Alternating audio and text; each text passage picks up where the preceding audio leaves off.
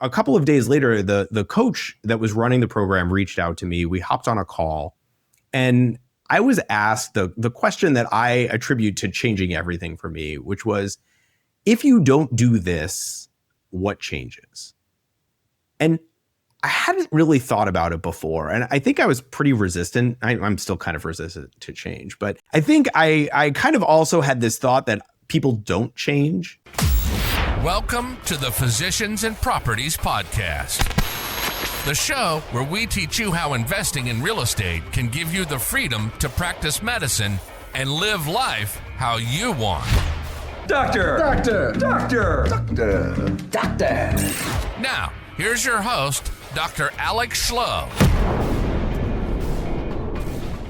Hello, everyone. Welcome to the Physicians and Properties Podcast. Today's guest is all about helping physicians reclaim their lives. Dr. Michael Hersh is a full-time practicing gastroenterologist. More importantly, he's a husband, he's a father. He's also a podcaster with a new podcast that just launched, and he is a physician coach at Better Physician Life Coaching. He specializes in helping doctors create work-life balance, manage stress, reduce overwhelm, and set goals that align with the life that they actually want to live. As I mentioned, he is the creator and the host of a new podcast, Better Physician Life: How to Get Unstuck in Your Medical Career. It's an incredible podcast for physicians who feel out of sync.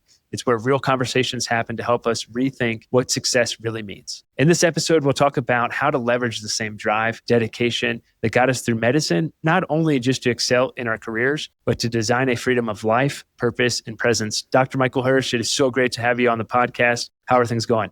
Oh, it's so good. And thank you so much. I am so excited to be here.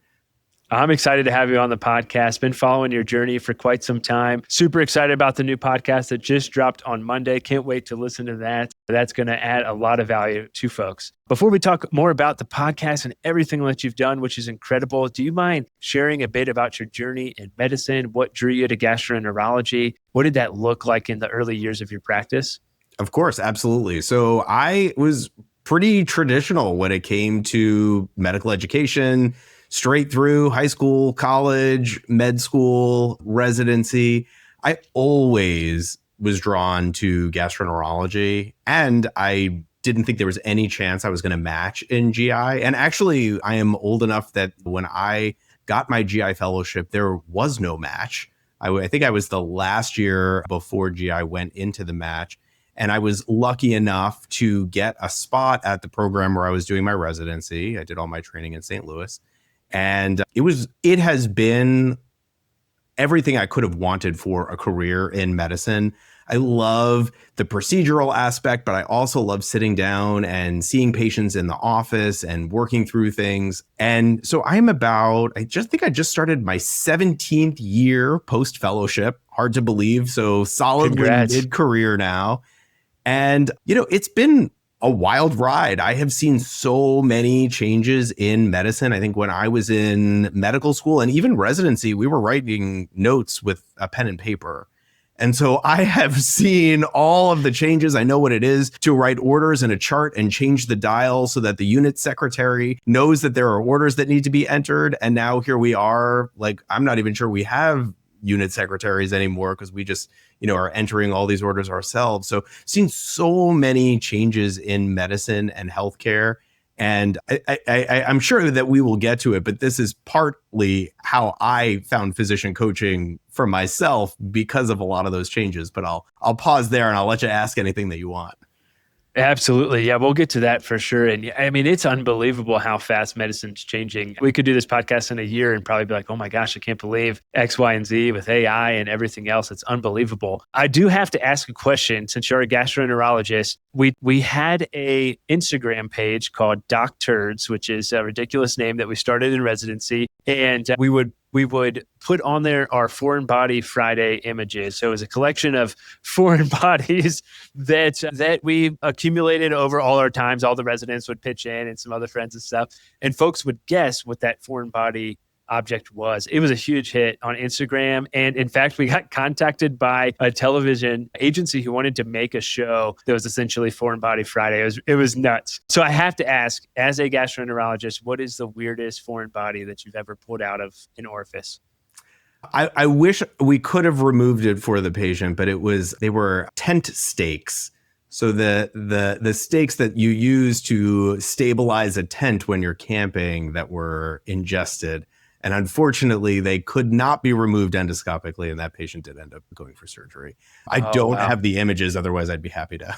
That was a long Yeah. Doctors hasn't been updated in a long time, but if you have good foreign body images, we'd love to see them. Always a good time. Yeah. The weirdest one, unfortunately, I was not involved in this, was probably the vanilla latte Starbucks Frappuccino bottle that they just fell on. And then we did have someone come into the ER who had a spray bottle of sunscreen that was stuck in the rectum. So those were good ones as well. But I should clarify the tent stakes were swallowed. Which is incredible. Did I think it was a sword? Which is quite surprising. Yes, exactly. Did they just fall on it as well? Yes, exactly. Yeah, that's how that happens. Yeah. Unbelievable. Sorry for the sidebar there, folks, but I had to ask that question. Well, Michael, you mentioned that there was a lot of change, and that led to the fact that you decided, hey, I feel like I need some coaching, physician coaching. At what point did you realize that, you were checking all the boxes, you were doing all the procedures, everything that you needed to do as a GI doc, but something still felt off or felt unbalanced? At what point was that for you, and what did that look like? Yeah. So, I kind of hit the ground running post-fellowship, joined a very small multi-specialty group that just kept getting bigger and bigger. It got bought by the local hospital system, bought by the larger corporate health system nearby. I just kept getting busier. The practice kept getting busier. I had an experience with a medical malpractice case that really took me for a loop. And, it all settled down and it was all fine. And yet it was all taking a toll. I have a family, so I got married, we have kids, and all of these things were happening. And seemingly they were all the things that happen as somebody progresses in their medical career. And I never really was able... it started to take a toll, I guess is the best way to say it. And then COVID happened. And that was like kerosene on a flame. It just blew the doors open. And I just didn't know. I was looking for a way out. I decided that I needed to save as much money as possible, retire as soon as I could, and just get out of medicine, because I thought the only way that I could be happy was if I got out and I just stopped practicing. And physician coaching, this was probably about 5 years ago, right? So COVID time. And it was relatively new, and there were not any physician coaching programs for men or that allowed men to join. And I happened to find one that was a co-ed program, and they had a call that you could listen to and tune into and kind of find out more information about what coaching was. So I listened while I was commuting home from work. And my initial thought was like, I don't really have anything in common with these other doctors. Like, this doesn't really fit with what's going on for me. And I logged off the call and I went into my house and I was eating dinner with my wife. My kids were already in bed, and because I was getting home so late. And I told my wife what I had done on the way home. And I was like, but I'm not going to do it. And my wife just deadpan looked at me. She's like, you have to do this. And I was like, I think I just need to retire. We just need to keep on this path, and I just need to get out. And she was very encouraging. And she said, no, I think that you need to do this. And I still wasn't entirely convinced. And so a couple of days later, the coach that was running the program reached out to me. We hopped on a call, and I was asked the question that I attribute to changing everything for me, which was, if you don't do this, what changes? And I hadn't really thought about it before. And I think I was pretty resistant. I'm still kind of resistant to change. But I think I kind of also had this thought that people don't change. And so what was the point? And it was that one question that gave a little bit of possibility to the fact that maybe things could change if I allowed them to. And that is what encouraged me to sign up for that first physician coaching program. And I will say, all these 5 years later, I live in the same house. I'm married to the same woman. I have the same children. I commute every day back and forth to the same exact job. And everything is different. And that has been a little bit of my path. And yeah. That's amazing. Yeah. Thank you for sharing that and being vulnerable. And I tell folks all the time, and I myself am just so incredibly grateful for my wife. And I think having an incredible spouse or partner, like, it can be a huge game changer for physicians. And I think sometimes we also forget like the toll of being a physician spouse or partner. Like it can be pretty significant. And, I had a similar conversation with my wife, and mine was kind of centered a little bit more around some anxiety and some burnout and so forth that I was dealing with. And she basically said the same thing. She was like, hey, like you need to get help. Like you're essentially telling me everything that a patient tells you in regards to anxiety and these things that they're dealing with, and you're telling them what to do, but you're not willing to get help for yourself. And so she was really supportive in regards to that. And that was a huge game changer for me, just being willing to admit like, hey, something is wrong. It's okay that it's wrong. It's okay that I'm a doctor and still suffering with some anxiety. I need to go get some help. And that was huge for me. And so I think if folks are listening to this and they resonate with either of our stories, like if you're feeling like you're stuck, if you're feeling like you're dealing with burnout or anxiety or depression or stuck in your job, like there are people who've gone through that. They're incredible coaches like Michael who are out there.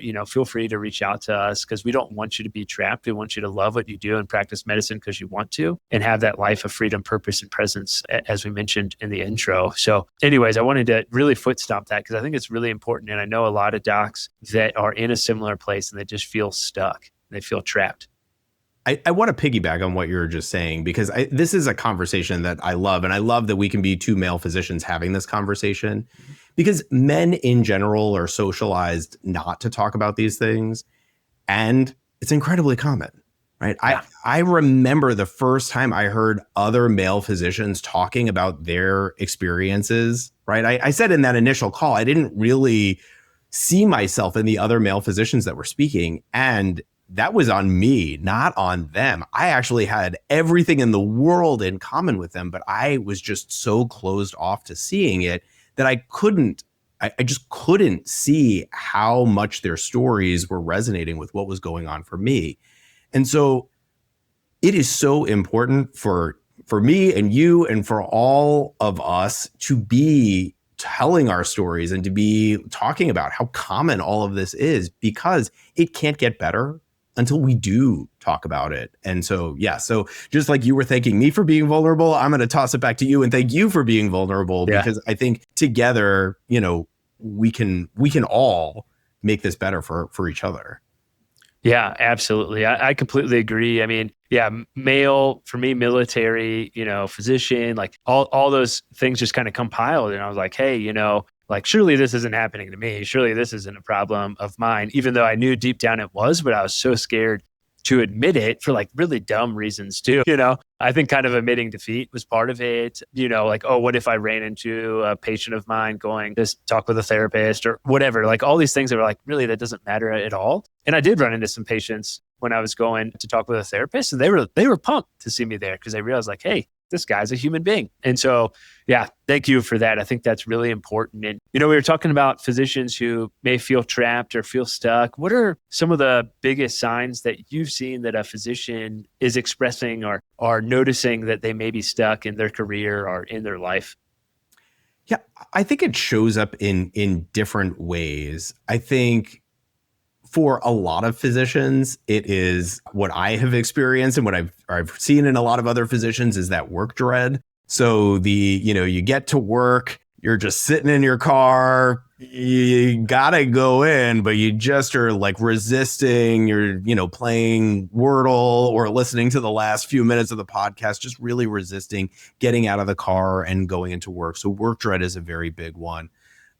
For me, the financial independence, retirement early movement was super helpful. Like I learned so much from it, and it also simultaneously became part of my burnout. It became part of my burnout plan. And it actually probably escalated my feelings stuck because I wouldn't allow myself to see any other way out other than I just need to make as much as money as possible, work as much as possible, save as much as possible, and get out. And so that is another way that sometimes we keep ourselves stuck is by, or one of the things that we do when we're feeling stuck is kind of overly focus on the escape plan rather than trying to figure out what actually don't I like about my life right now and what can I be looking to improve.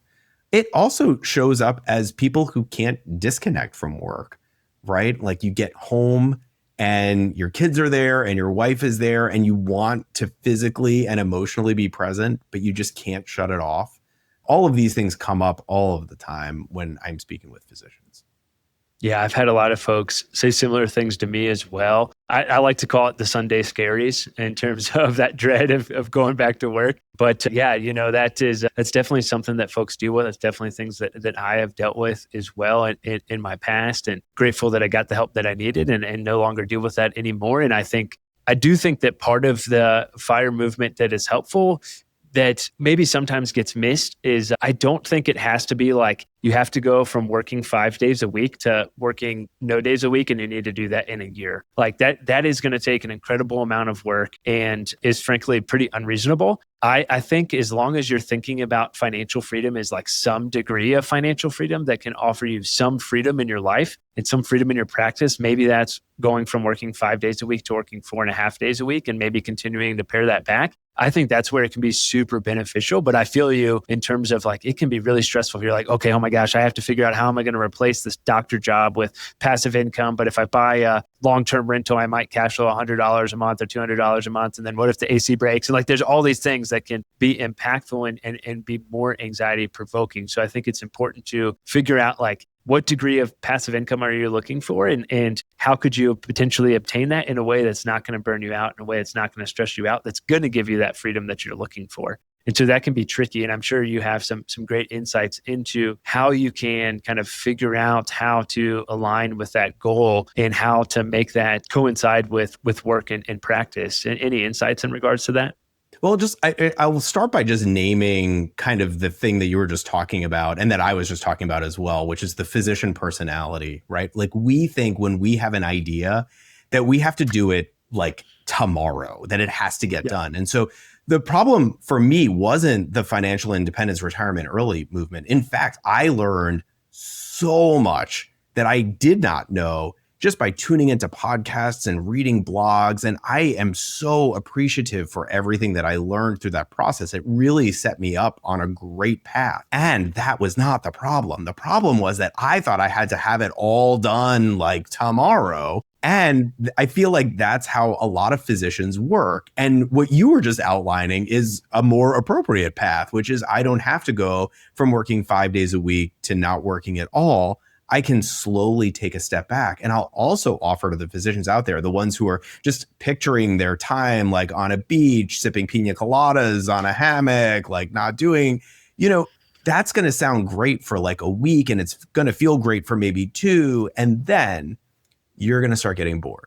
Because we are highly motivated, driven people. We didn't get here by like sitting around and not doing anything. And so, to imagine what does life look like when I'm not doing anything, it's really not very realistic. What we want to do is start imagining, again, what are the things that I actually want to be doing? How do I really want to be spending my days?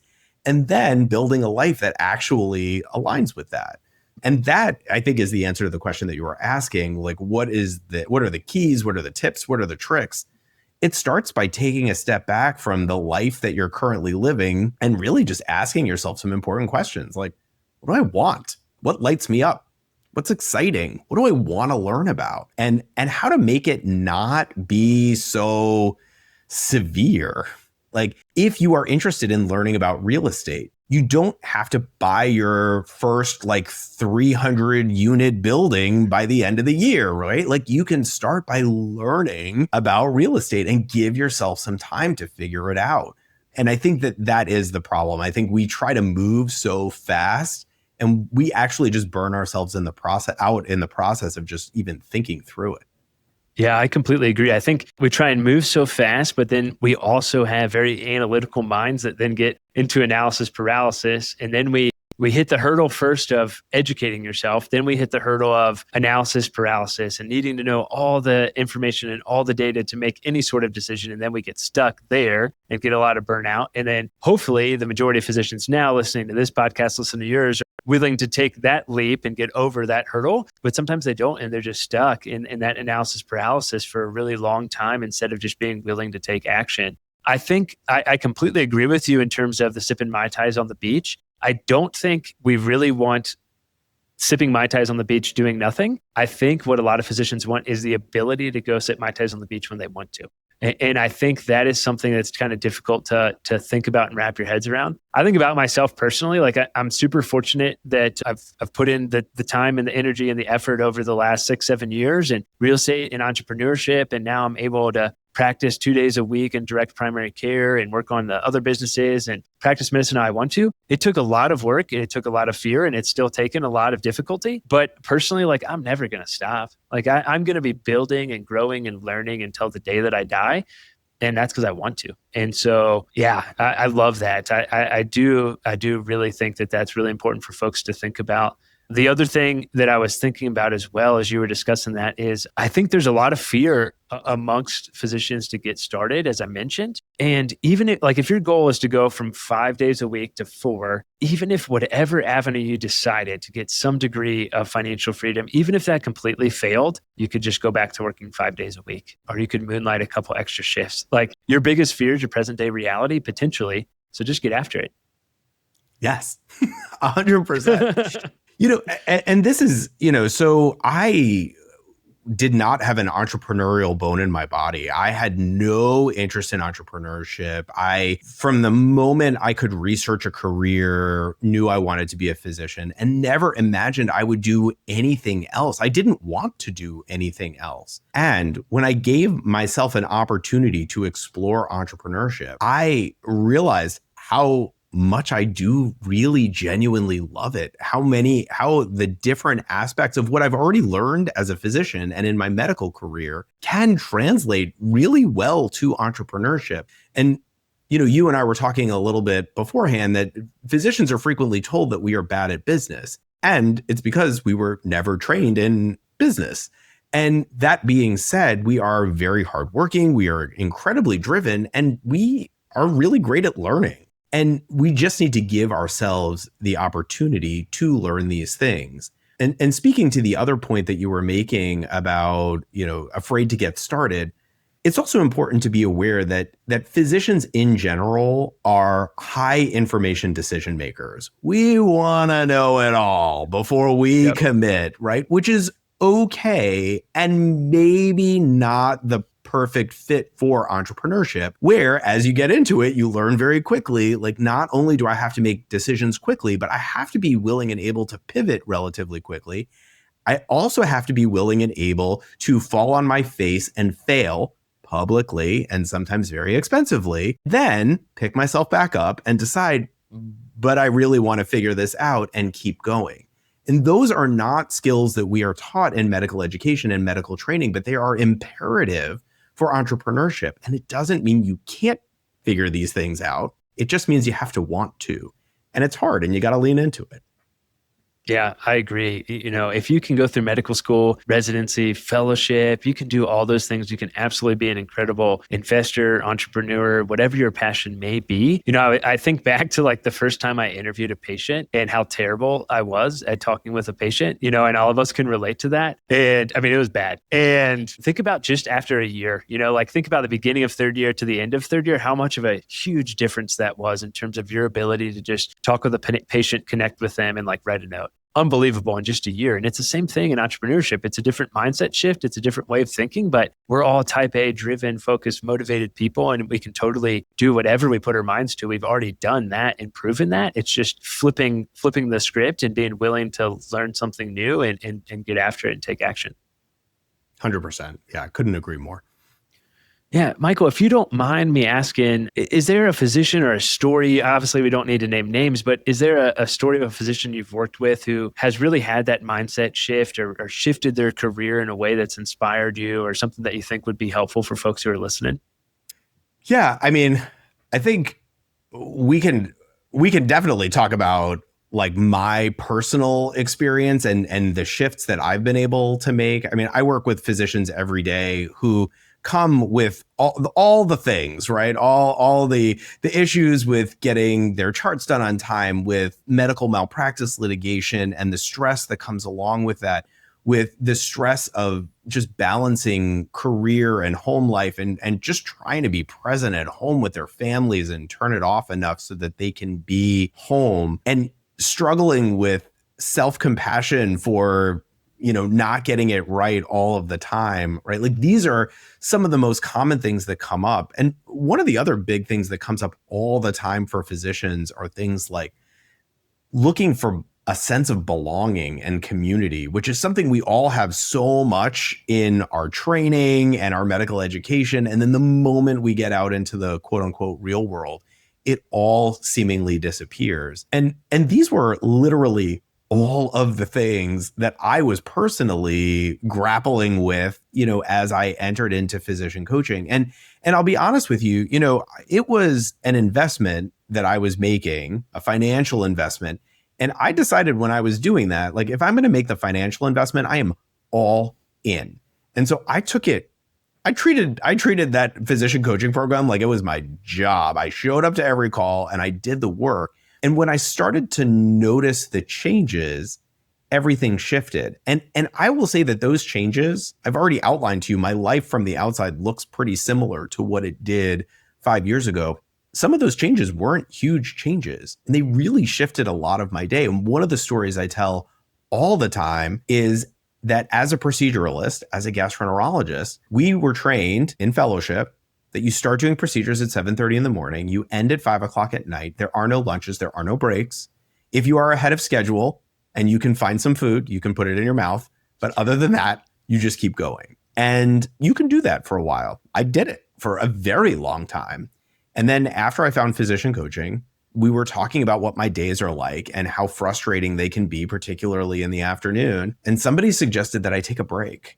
And I was like, I can't do that. That's like, nobody takes a break. Nobody eats lunch. Like, we just keep going. And if we do eat lunch, we're like running. And I was tasked with taking a 30-minute break during my endoscopy day.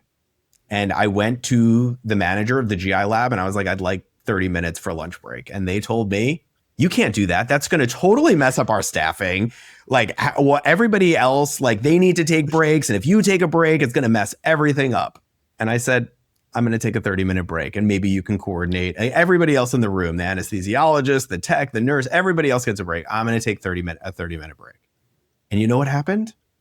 Nothing. Everything went totally fine. It didn't impact staffing. In fact, most of the time they're able to coordinate the tech and the nurse lunch break at the same time as my break. And it actually helped. And then that became an example that other physicians could also have a lunch break in their days. Then other people started it. Now, not everybody takes a lunch break, and that's totally fine. Not everybody wants one. But for the people that did, it was kind of this huge opportunity. And now my afternoon, it's so much better. And the staff in my room really appreciates that I'm not hangry for the second half of the day.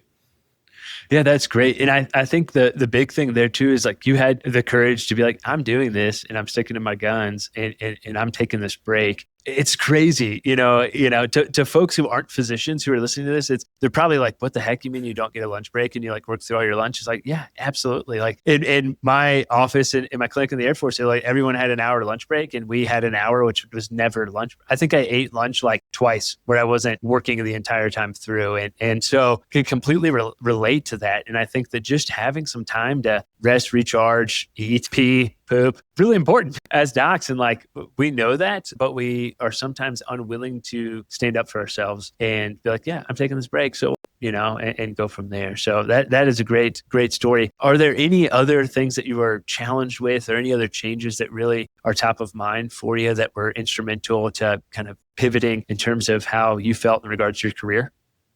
Yeah. I think the other big piece for physicians has been really centers around control, right? Like, we love control, right? Like, we love to be on top of like everything and know that all of the risk factors are controlled for and everything is good. And I think what a lot of physicians have noticed in modern day healthcare is this loss of control and this loss of autonomy and this requirement that we cede a lot of control and autonomy to other people. And I think I can fall into victim mode, feeling like everything is stacked against me and that there's nothing I can do. And I think one of the biggest changes for me has been finding ways to focus on the things that I can control. Because as one physician practicing, I can't change the healthcare system at large. I can't change how the major health insurers operate. I can't change a lot of things about my day to day, but I can change a lot. There are things that I can do that make my day better. And again, lunch was one example.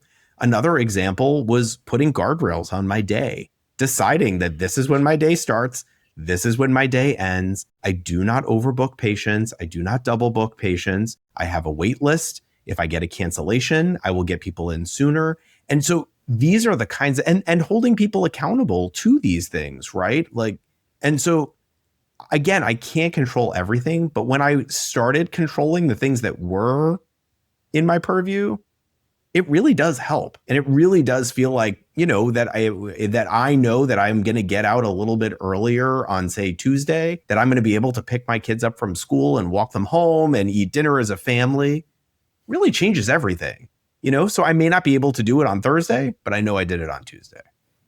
That's awesome. Yeah, those little changes and those little wins can be huge and really give you something to look forward to. I personally was on the frame of mind that it was like, I'm leaving work at work and home at home, and I'm going to do everything I can that's possible to try and not mix the two. And that was really big for me. And the other thing that was really helpful for me was as soon as I got home from work, I took my phone and I left it in the kitchen. It was like, hey, this is time with family. Like there's nothing on my phone. There's no phone call that's going to be more important than my family. And, and that's what it was until the kids were in bed and I had some time to connect with my wife or do a podcast really late at night. But that's just how it went. So I think putting those guardrails up is really, really important because it's easy to get kind of sucked into more. There's always going to be more patients to see and more notes to write and things to do and things to read. And so figuring out what that balance is can be really important. And I think learning that earlier in your career is really important to help for longevity in medicine going forward.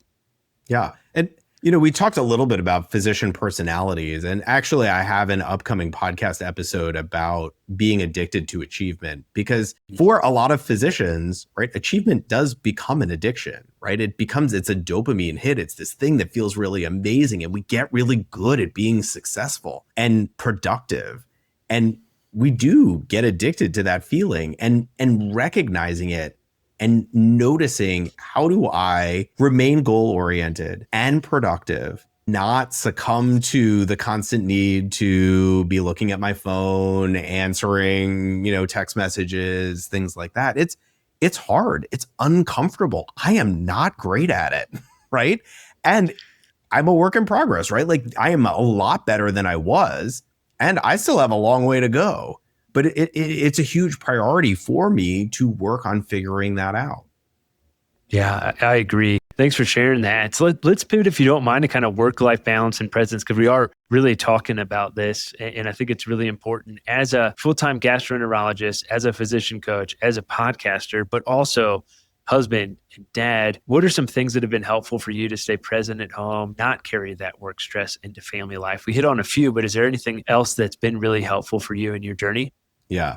So you were talking about how to disconnect from your phone. I love Do Not Disturb, and I have it on most of the day, because then you can be intentional about when you're looking at your phone and when you're not. And if it's constantly pinging in your pocket and you get this urge to look at it, I think that's been one thing.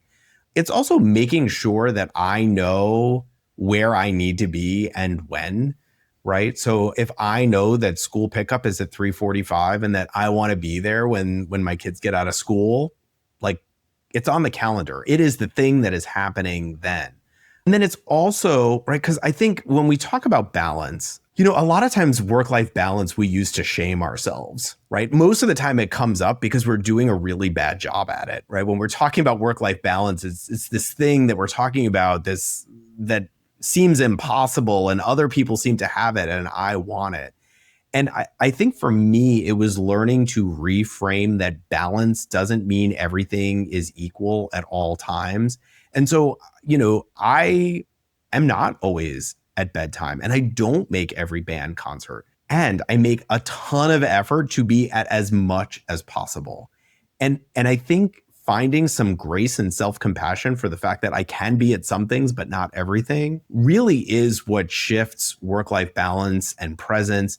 Because if in my mind, I'm constantly thinking about how I could be doing it better, I'm not even present when I want to be present, right? And so it's really figuring out like I'm here because this is where I'm supposed to be right now. And when you can reframe it like that, then you don't ever feel like you're missing out on something.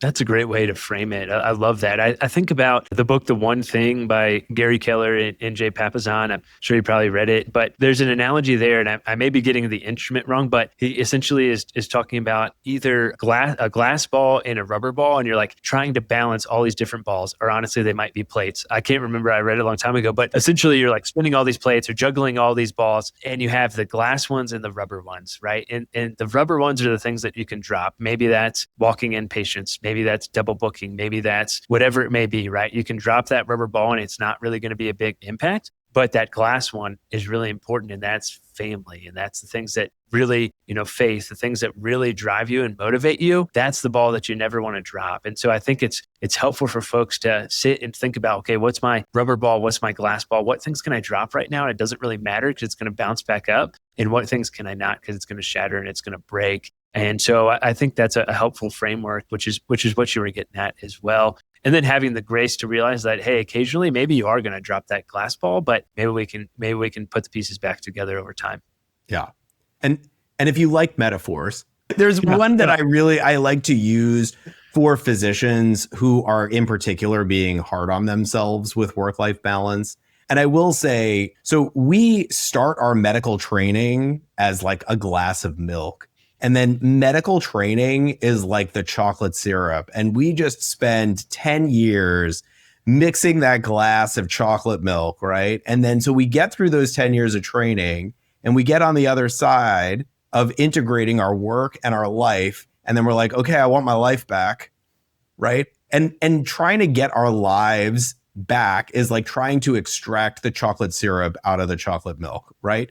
We can do it, but it's probably not a good use of our resources. And so how do you figure out what to do? And this is what we're really talking about here, which is boundaries, right? So boundaries is, how do I want to pour this glass of chocolate milk into the different aspects of my life? How do I want to control my time, my effort, my energy so that we don't forget who we are and our training and our careers, and how do we make it work in all the other aspects of our lives rather than focusing on like, I don't want this anymore. How do I use it? Like, how do I want to be intentional about it? Absolutely. I'll continue with the metaphor of how do we also keep the chocolate milk full, which is maybe with physician coaching. And so with that metaphor/pivot, you launched a new podcast, Better Physician Life. How can folks listen to that podcast? And if folks are interested in working with you, connecting with you, learning more, how can they find you to do that? Well, thank you so much. This has been a great conversation. I've loved chatting with you. So really everything is called Better Physician Life. So you can find the podcast, Better Physician Life, how to get unstuck in your medical career, anywhere you listen to podcasts, Apple, Spotify, YouTube, all the places. And you can also head over to my website, betterphysicianlife.com. Bunch of resources there, free resources. I wrote blog posts for a year. I've got some worksheets that physicians can use to really figure out how to create the life that they are looking for. So it's all available there, and you can check out the podcast there as well. That's awesome. We'll be sure to include the links in the show notes there as well for folks. And do us a favor, if you're listening to this and you gained some value, go to Michael's podcast, Better Physician Life podcast, give him a 5-star rating and review, listen to some episodes. That's the only way that podcasts grow. So really appreciate that. Michael, is there any last parting shots, any last bits of advice that you want to share before we wrap things up? I'll just say to all the physicians listening, like, you are so hardworking, so dedicated. You've worked so hard in your life to get to where you are. There is a previous version of you who dreamed of the life that you currently have, right? Couldn't have even imagined all of the things that you have in your life right now. So don't forget that version of you. And also, how can you set up the next version of you for success, right? Like, looking forward, like, what could you be doing right now to create the life that you want 10, 15, 20 years from now? And when you can think about your life in that way, how you're setting yourself up for success, anything is possible. That is a beautiful way to wrap things up. Dr. Michael Hersh, thank you so much for coming on the Physicians and Properties podcast. It has been awesome. With that, we'll go ahead and sign off. Hey, real quick, if you're still listening to this, I'm assuming you got value from it. So I need your help specifically. My 2-year vision with this podcast is to help 100,000 physicians learn how investing in real estate can give you the freedom to practice medicine and live life how you want. There are 2 main ways that a podcast grows. One is through ratings and reviews, and the other is word of mouth. If you can please leave me a 5-star rating and review on Apple Podcasts and Spotify, as well as send this to 1 to 2 friends that you think would get value from it, we can reach the physicians that we want to reach. Thanks in advance, and talk to you on the next episode. Please note that the information shared on this podcast is for informational purposes only and should not be considered financial or medical advice. The views expressed on this podcast are those of the host and the guest and do not necessarily reflect the views of the Department of Defense or the United States Air Force.